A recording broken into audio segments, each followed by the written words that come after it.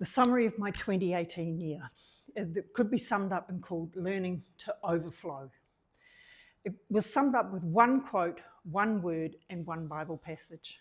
And the quote was this: I will underwhelm my schedule so that God has room to overwhelm my soul.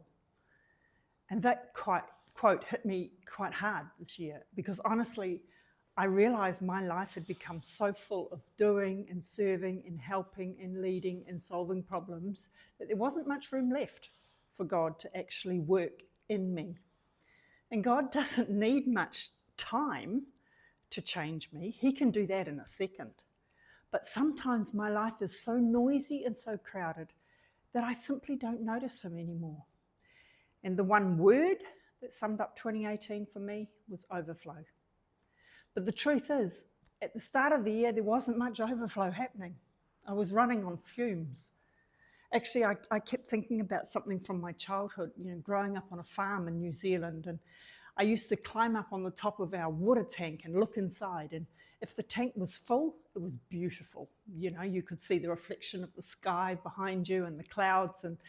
But if that tank was nearly empty, you could see all the worms swimming around in the bottom. And unfortunately, that picture felt a little bit like my soul in 2018.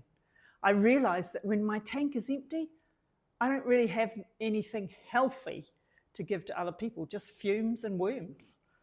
So this year, I made some changes. And one of the biggest was moving out of the Flame Leadership Academy home where I'd been living with university students and moving into my own place. And honestly, I didn't realize how desperately I needed my own space until I had it.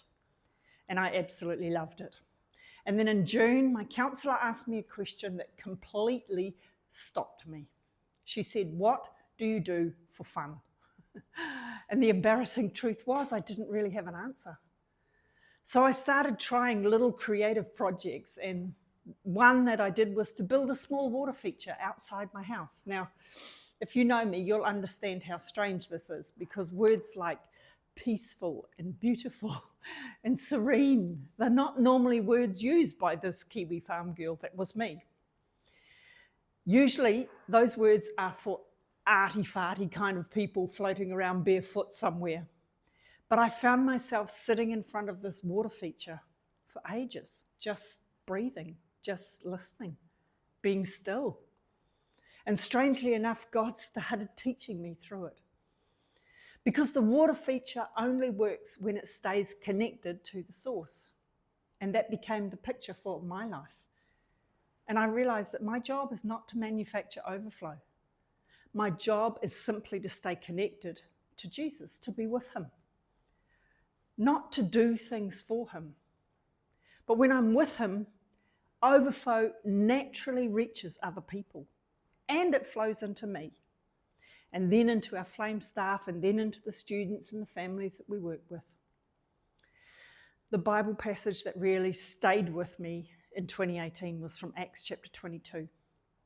Paul is retelling his encounter with Jesus, and at first, it sounds like God's about to give him some huge mission assignment, which makes sense, right? Because this was the early church. There were churches to plant, there were leaders to train, there were problems to solve, there were people to reach. You'd expect a massive to-do list at this particular time in history. But instead, when Ananias speaks to Paul, he said this to Paul: God has appointed you to know His will, to see the righteous one, and to hear His voice. That's it. It wasn't build this, organize that, fix this problem. No, it was to know, to see, and to hear. And I felt like God was saying the same thing to me in 2018. Sue, stay connected to the source. Know me, see me, hear me, and then simply live from that place. Because when you do, overflow will happen.